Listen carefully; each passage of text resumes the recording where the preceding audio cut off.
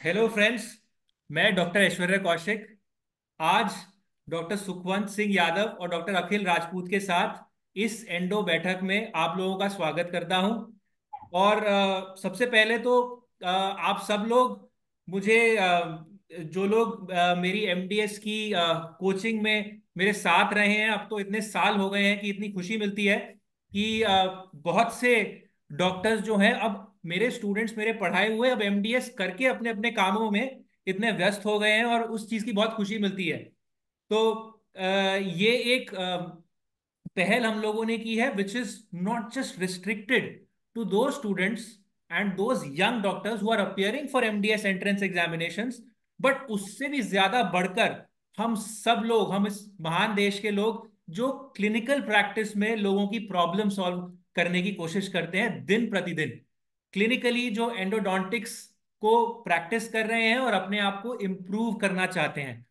Right. तो जैसा कि आप सबको पहले से पता ही है कि आज का topic calcium hydroxide and Metapex in clinical dentistry है। ठीक है।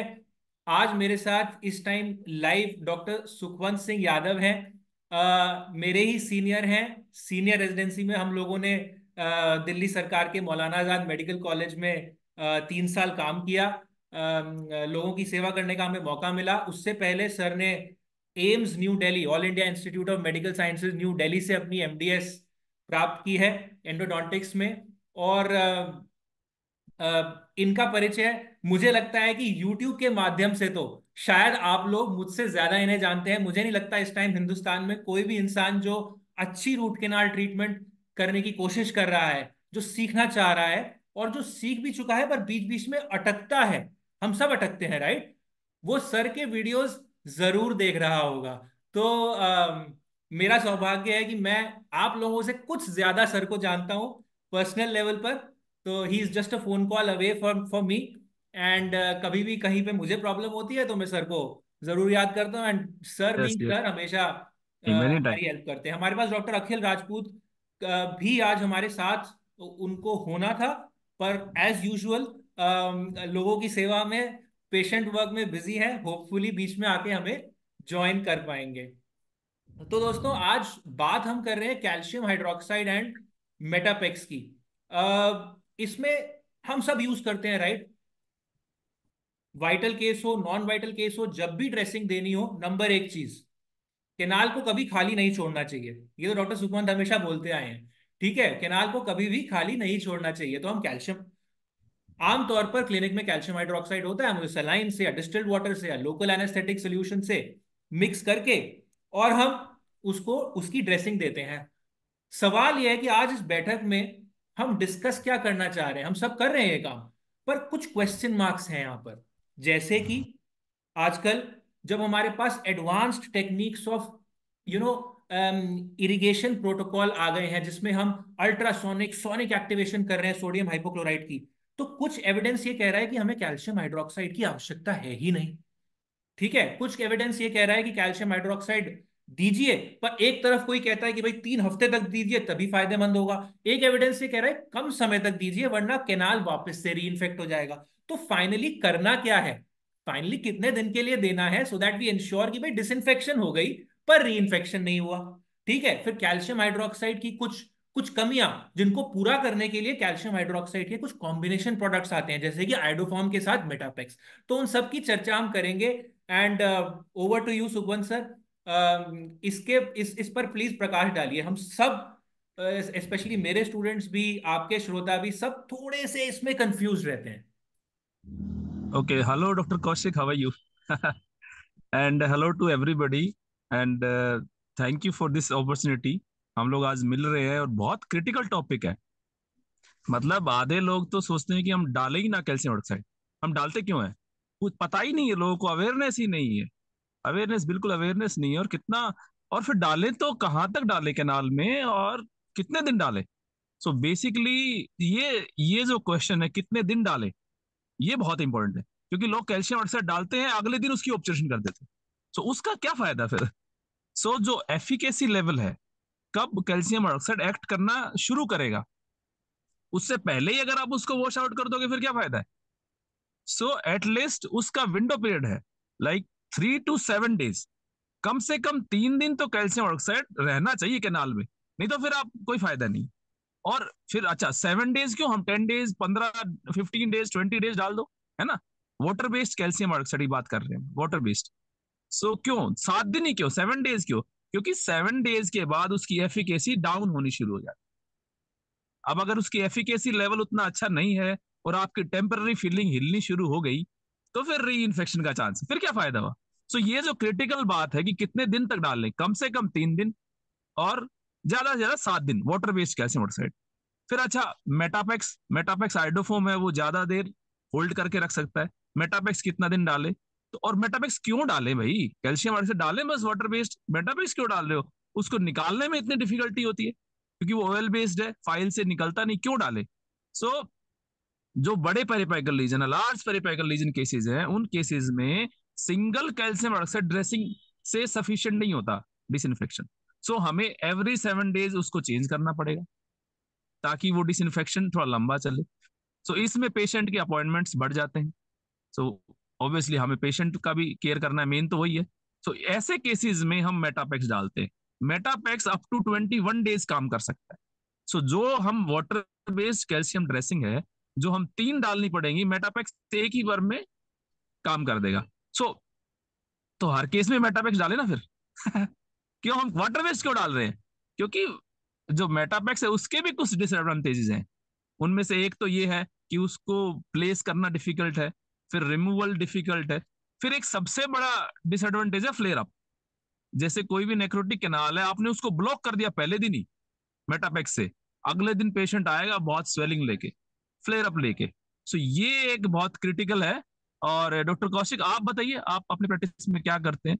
इसमें सो ये पॉइंट आपने सर, इसमें ये पॉइंट आपने बहुत ही अच्छा बताया कि जिस दिन आपने बीएमपी करी, स्पेशली एक नॉन वाइटल टूथ की, उस दिन यस, मैं तो कभी भी, उस दिन मैं कभी भी मेटापेक्स नहीं डालता, क्योंकि अगर थर्ड या फोर्थ डे फ्लेयर अप होता है और आपने यस, केनाल को मेटापेक्स से ब्लॉक कर दिया, तो डेफिनेटली पेशेंट को वापस से पेरियपाइकल एब्सेस बनेगी, स्वेलिंग हो जाएगी।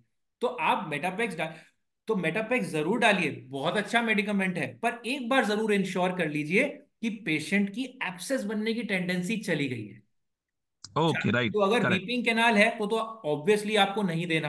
पर नहीं अगर देना। वीपिंग केनाल नहीं भी है तो एक बार जरा 3 दिन रुक जाइए। पहली बार में सिर्फ calcium hydroxide water based dressing दीजिए।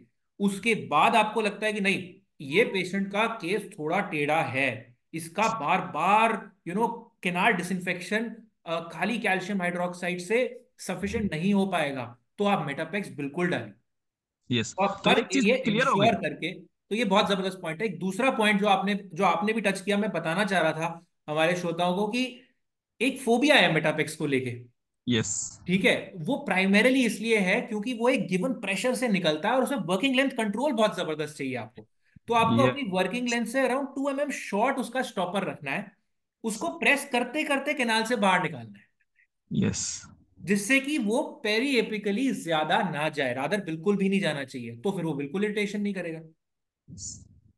तीसरा बैरियर कहाँ आता है, जब पेशेंट फाइनली ऑब्जर्वेशन करता है, तो हम लोगों के दिमाग में, बहुत से क्लिनिशियंस के दिमाग में होता है, यार ऑब्जर्वेशन की सिटिंग है, अच्छी बीएमपी कर दी, फिर से एलए नहीं देंगे। पर मेटापेक्स जब आप निकालते हैं, थोड़ा बाहर जाता है, तो पेशेंट को दर्द होता है, तो आपको एलए देना पड़ता है, ना देना पड़ेगा। चाहिए भी, वरना पेशेंट को दर्द होता है। तो ये कुछ बैरियर्स बने हुए हैं लोगों के दिमाग में। पर ये सर जो आपने एक तरह से समराइज किया है ना कि 3 to 7 days water based calcium hydroxide, ये एक बहुत जबरदस्त हमारे लिए गाइडलाइन बन जाती है। यस, हालांकि इसमें मुझे लगता है कि जब आप थोड़ा और डीपर जाएं, तो किताब तो ये लिखती है कि अगर आपका ड्राई थिक, आपने बहुत ही ड्राई थिक पाउडरी मिक्स किया है, तो वो आप करीब 3 महीने तक भी रख सकते हैं कैल्शियम हाइड्रोक्साइड। अगर आपका क्रीमी नीड, मिक्स है तो आप उसे कुछ कम समय के लिए रखिए। बट अल्टीमेटली बात वही है ना, किताब में तो बहुत ही एंटायर पूरा स्पेक्ट्रम दिया हुआ है। फाइनली हमारे क्लिनिशियन जो बैठे क्लिनिक में पेशेंट कर रहे हैं, उनको एक फाइनल वर्डिक्ट चाहिए होता है कि भाई हमें बताओ हमें करना क्या है। किताब में तो बहुत सारी चीजें लिखी हुई हैं, तो बिल्कुल इसीलिए सही। हमने ये बैठक बैठक करने का सोचा भी है और हम कर रहे हैं। सो आई थिंक ये बहुत अच्छे पॉइंट्स आपने बताए हैं। साथ में बस एक बार मैं स्क्रीन शेयर करके, ये जो हमने सर बात करी है ना मेटापेक्स की, मैं बस एक दो अपने केस दिखा दूं जहां पे आप ये देखिए मेटापेक्स का फोबिया जो हमें बना हुआ है, ये आप अपर इसमें मैं पहले मार्क कर देता हूं कि ये देखिए, ये तो खैर गट्टा पर्चा से मैंने ऑब्चुरेट किया हुआ है, इसको अभी भूल जाते हैं एज ऑफ नाउ। ये जो आप रेडियो ओपेसिटी देख रहे हैं ना, ये सेकंड प्रीमोलर में 1/5 में, ये मेटापेक्स से फिल्ड है कैनाल इस टाइम। ये पेशेंट मेरी कैल्शियम हाइड्रोक्साइड की ड्रेसिंग के बाद भी इसमें कंप्लीटली ड्राई कैनाल मुझे नहीं मिल रहा। तो मेरे पास ऑप्शन थी कि मैं एक बार फिर से कैल्शियम हाइड्रोक्साइड की ड्रेसिंग दूं या एक हफ्ते तक मेटापेक्स की ड्रेसिंग दे दूं। मैं जैसा कि मैंने बोला कि हमारी जैसा कि भगवान की दया से हम लोगों को इतना जबरदस्त एक्सपोजर मिला है सर। जैसा कि मैंने शुरू में भी बताया, मौलाना आजाद मेडिकल कॉलेज में काम किया, आपने पहले एम्स में काम किया, हमने हजारों केस किए हैं। तो एक तरह से वो हमारा डर विद गॉड्स ग्रेस निकल गया है, तो हम वो एक डिसीजन ले पाते हैं, है ना। और आप ये देखिए, वर्किंग लेंथ कंट्रोल हमने इसमें बहुत जबरदस्त रखा है।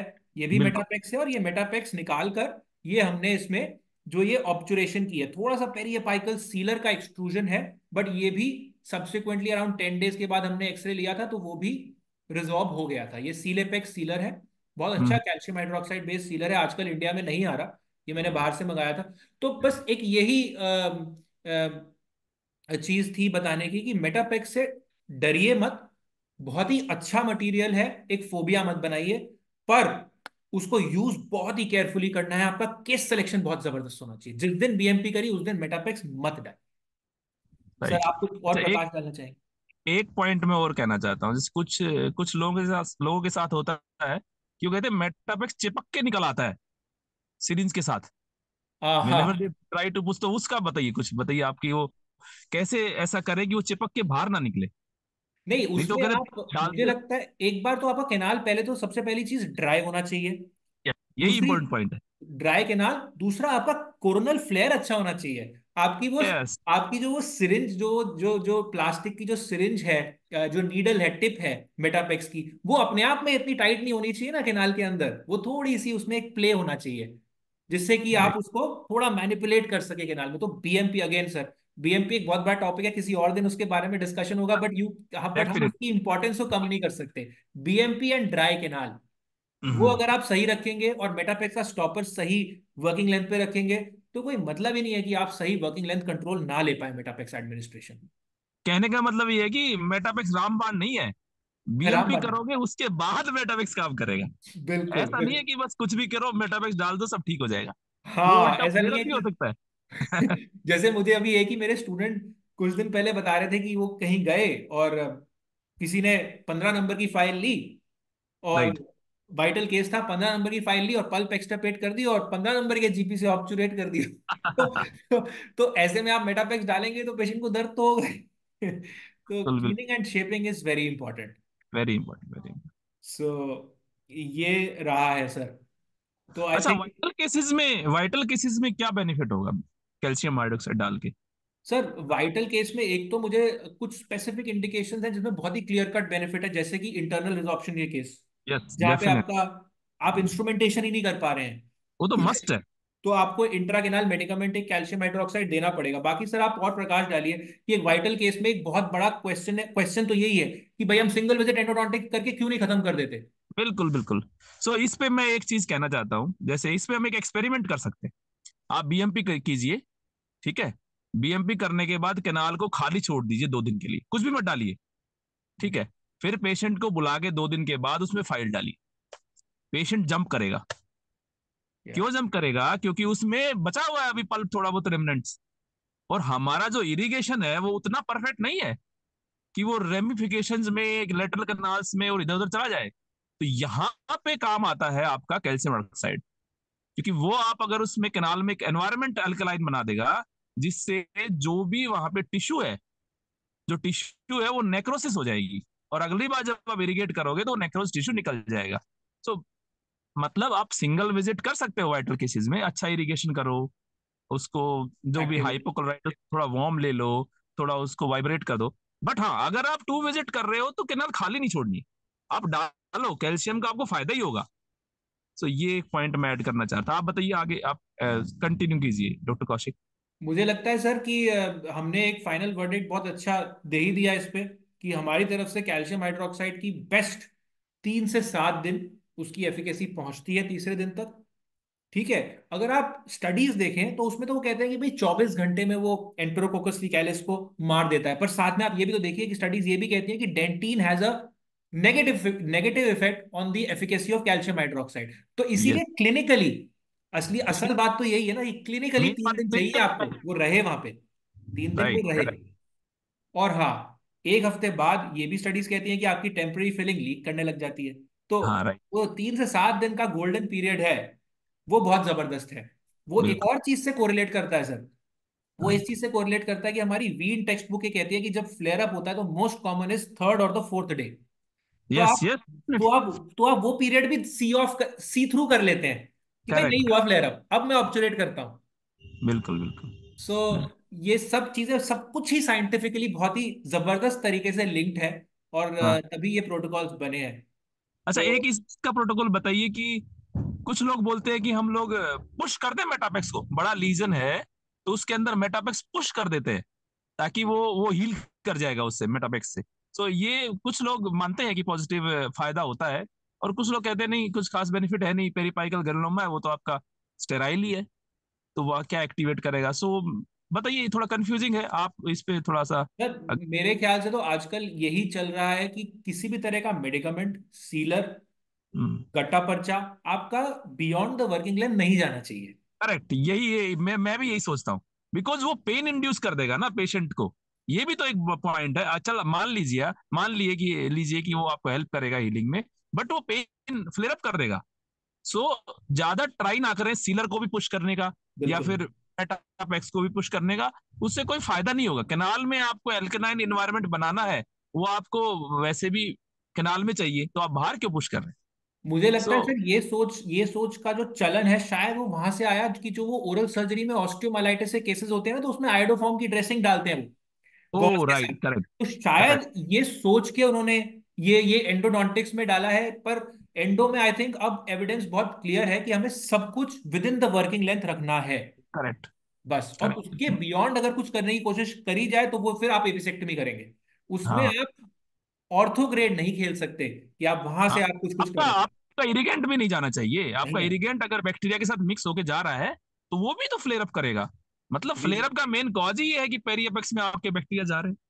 तो चाहे वो बिल्कुल। मेटापेक्स लेके जाए, चाहे आपका इरिगेंट लेके जाए, चाहे आपका सीलर लेके जाए, एनीथिंग। और कैनाल को आप बैक्टीरिया फ्री तो कर नहीं सकते ना। कर ही नहीं आप सकते। यस। बीएमपी के बाद भी बैक्टीरिया होते हैं, ऐसा नहीं बोल सकते जी बीएमपी कर दी मैंने, बैक्टीरिया निकल गया, अब मेटापेक्स डाल रहा हूँ, अब क्या जाएगा ऐसे। वो भी पॉसिबल नहीं। नहीं है, हाँ, अल्टीमेटली वही है, healing is dependent on the patient's tissue response. Yes, उनको करेक्ट। हेल्प कर रहे हैं। We right, are right. We are reducing the bacteria to the level that the patient's immune response can take care of it. Yes, yes. तो ultimately तो भगवान कर रहा है, अल्टीमेटली तो भोलेनाथ ही कर रहे हैं सब कुछ। बिल्कुल, हम तो रिपेयर कर रहे हैं, बस रिपेयर करने की कोशिश कर रहे हैं वो भी सिर्फ। कोशिश कर रहे हैं, हम माध्यम है। हाँ। अच्छा, कुछ लोग मेरे को बोलते हैं कि सर, ना तो कैल्शियम काम कर रहा, ना मेटापेक्स कर रहा, मैं ट्रिपल एंटीबायोटिक पेस्ट डाल देता हूँ।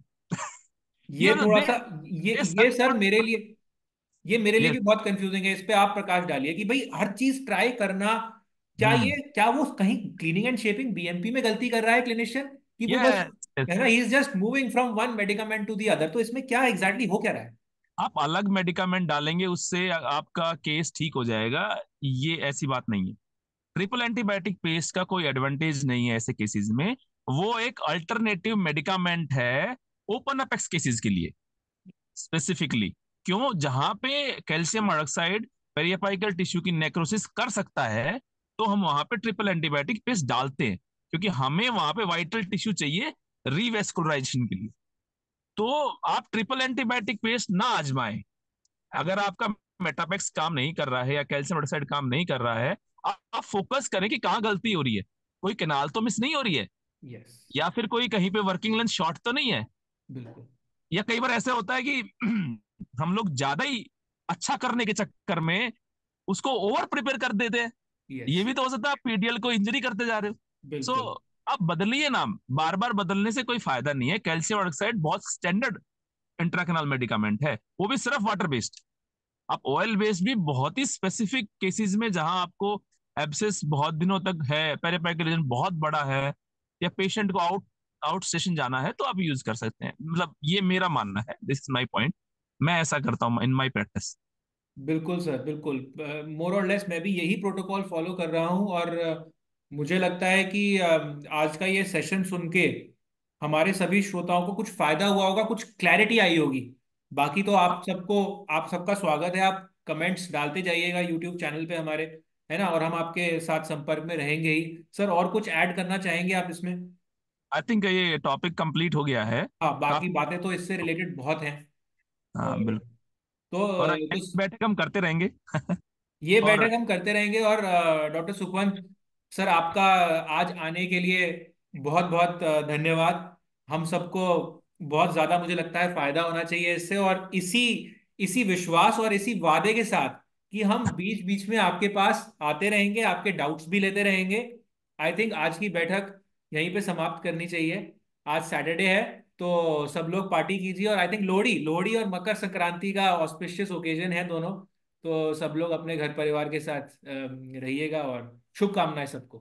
थैंक धन्यवाद you, sir. Thank you doctor Kaushik. My thank you. Pleasure, thank you sir, thank thank you. You sir.